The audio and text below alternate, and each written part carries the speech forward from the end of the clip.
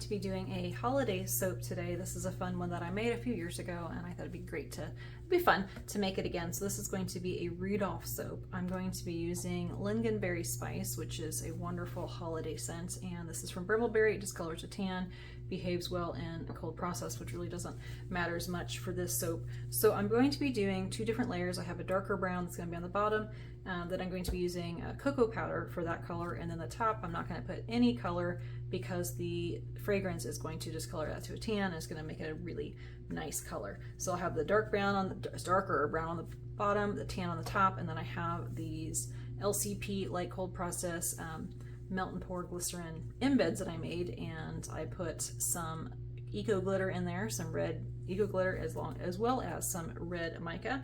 And then once they are cut, I have this cute little stamp that I'm going to be using, and then I will, once they're stamped, I'll take a little paintbrush and add in some mica color in there as well for definition. So they're gonna be super cute. I'm going to be doing a goat's milk soap. I have my goat's milk already in with my oils because I went ahead and did a 1-to-1 lye solution here. And so basically I'm doing a 2-to-1. I usually do 1.5 to 1, but with the goat's milk I'm gonna go ahead and do a 2-to-1. So I've got some other molds that I'll pour some off of because this is 10 ounces right here.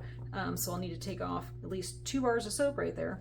And then I've got citric acid in there as well. I started adding that. That extends the life of the oils, and it also acts as a chelator, if I'm saying that correctly, to help avoid soap scum if you have hard water. So I've got everything to the temperature I want. Let's go ahead and get started.